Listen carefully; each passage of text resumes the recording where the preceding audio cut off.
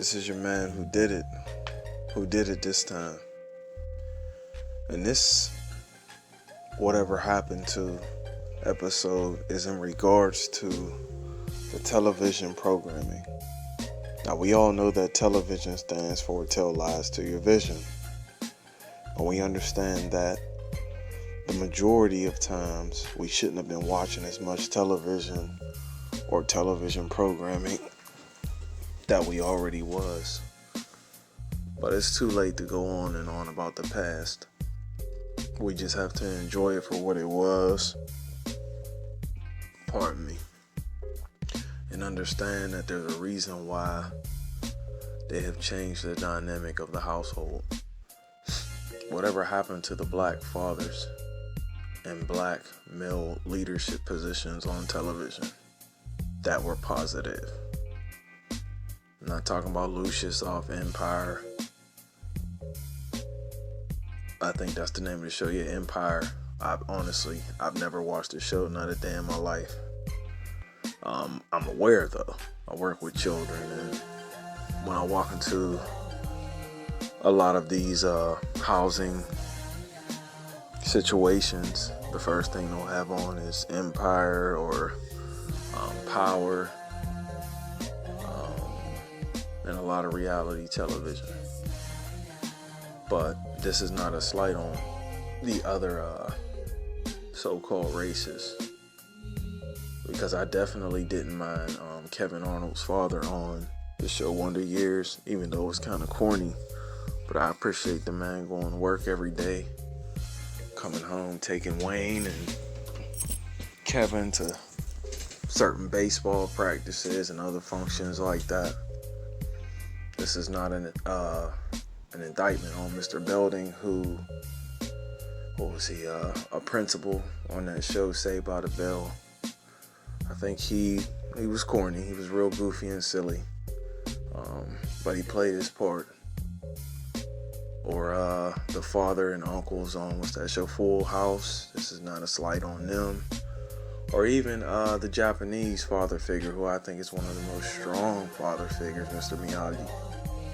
Nah, I love it, man, but this isn't his quote-unquote nationality is not being made fun of and being lied to the most on television. So who did it just wants to take a trip back in time, like Marty McFly, and ask the question, what happened to black fathers on television and black positive male leadership? They don't necessarily have to be the father, but we're going to start with some of these fathers. Uncle Phil, played by, I believe, James Avery. Off the camera, James Avery, there was some speculations on his lifestyle. But on the show, Uncle Phil couldn't really say a bad word about him. There was times I do believe that the show was perpetuating and promoting black excellence, but there was other times that they tried to subliminally,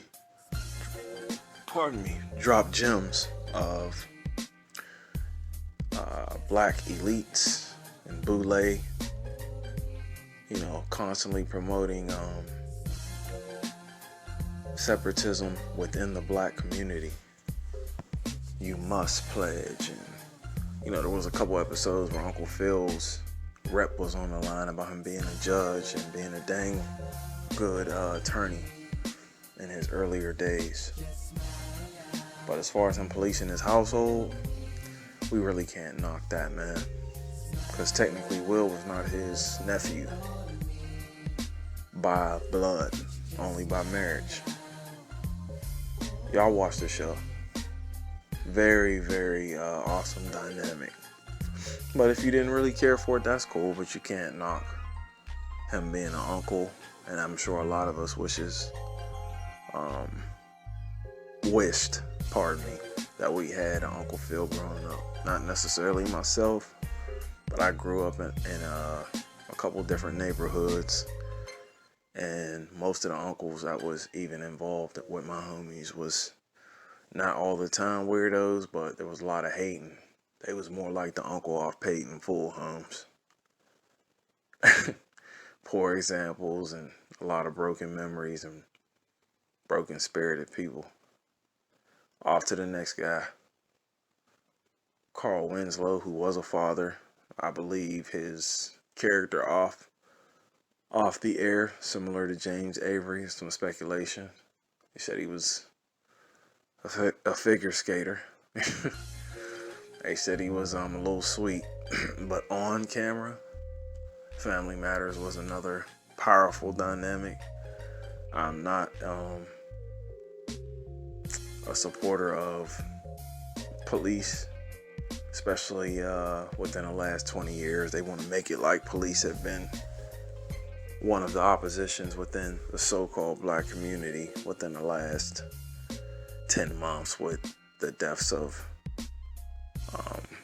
the Floyd brother and Castillo and all these other casualties. My heart goes out to them, but we've been facing adversity with these police for a very long time. And if you follow any type of history, you understand why they were put in our communities, and it goes all the way back to the plantation. But nevertheless, Carl Winslow was a pretty good cop. There was a couple episodes where him being a cop and him being a father were clashing. Those two parts of his character clashed, and I believe they were in regards to his son, Edward Winslow, where Eddie was targeted or treated wrong because of him having a certain car, or there was a couple episodes where his son had to check him, man, and question his allegiance, which, once again, all of this is fictional. If you understand that a lot of police have to take certain oaths, you understand where I'm going with it. But nevertheless, as a child watching that, we can appreciate another black father. Okay, let's go on, shall we? Because there's going to be a part 1 and part 2. I already know there's just so many, man. There's just so many. Mr. Dip Your Spoon in the Jello Pudding himself, Cliff Huxtable, played by Bill Cosby. Now, growing up, man, let me tell you something. I caught the tail end of the Cosby series. I was born in 85. So, growing up, my dad was kind of an action junkie. I believe we watched it whenever it used to air on Sundays, I believe. Forgive me for being a little bit misty when it comes to my memory, and that's a slack on me. But Cliff Huxtable obviously was a doctor. His wife was an attorney, to my knowledge, Claire. And you already know the history of the show. 5 beautiful children, and then they started mentoring other kids in Hillman College, and then there was a spinoff, A Different World, with a few black men in leadership positions. Dwayne Wayne, later on, after he became a student, he ended up teaching and working with kids with math and so on and so on. And then there was Sinbad's character, who was an RA, which is a resident assistant. For you all who've never been to college or you don't understand acronyms, Sinbad was phenomenal on that show, man. Colonel Taylor, who was kind of like the ROTC guy, but I believe he taught math too earlier in the show. It was all connected to the Cosby Show, man. All these men. And once again, I ain't got nothing against the sisters, man. I ain't got nothing against women as a whole. I love women to a fault, man. But there's too much television, and there's too many soft, in the words of Ray Gibson on Life, soft, with a capital T, black men on television, man. We got some honorable mentions, and we'll get to that, probably by the end of part 2. But what happened to black fathers on television, man? So we covered the Cosbys, Family Matters, and we covered the Fresh Prince of Bel-Air. And the Cosbys is connected to a different world. We don't even have to even talk about necessarily the fathers though. What did I just say? We talked about a different world. Now we're going to go into another show, which I kind of caught at the tail end, but we can appreciate it, for what it was. Hanging with Mr. Cooper, basketball coach. Supposedly he had a run-in or a trial with the Oakland Warriors at the time. Golden State is what we know now. I believe he was roommates with two sisters, Holly Robinson and the chick from, the sister from a different world.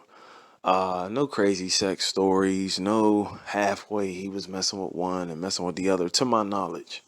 Now, if you brothers can prove me different, go ahead, man. Corny dude, man.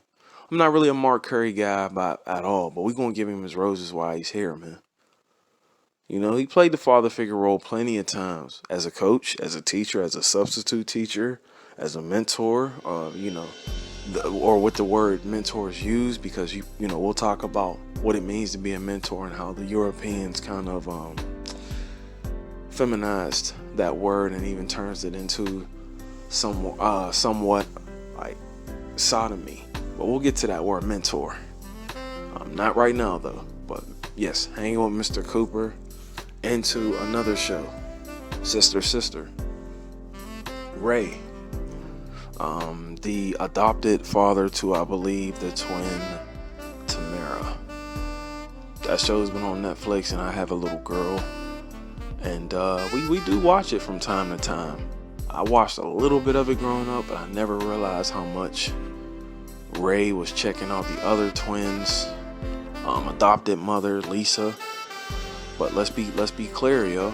I don't think he ever really got on. I think he thought about it. I think he wanted to get down with the get down, but he never did. I don't think he smashed. Now, off the camera, these people probably all got down. Probably all some freaks. But on the camera, yo, he moved Lisa in. He let her get her sew shop together. He obviously moved in another child so that the twin could be together. All that's fictional. But as a young man watching that, the power and the essence of how important it was to have still two parents, even though they weren't even together. And, it was some weird hookup between Tia and Tamara. Job well done, man. So we're going to end part 1 with what happened to black fathers, because I understand the importance of attention span and becoming long-winded. So you brothers can definitely leave in the comments how you feel.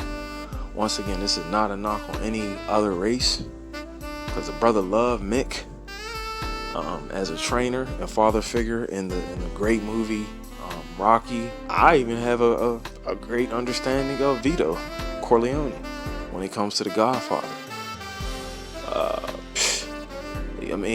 Though it's a glorified crime mob movie series, we understand the significance of a father and how he passed down the family business and the war tactics to his sons. But that ain't what this is about. So the train's on its way coming, and I don't want to have to scream into the phone. This is your man who did it. You all be patient, be wise, be respectful to nature today. Got a lot of storms coming, and it's very cold over here. So give God all the glory, all praises to the Most High, and all of the Elohims, which means all the power. Y'all have a great day, man. This is your boy who did it. I'm signing off. Peace.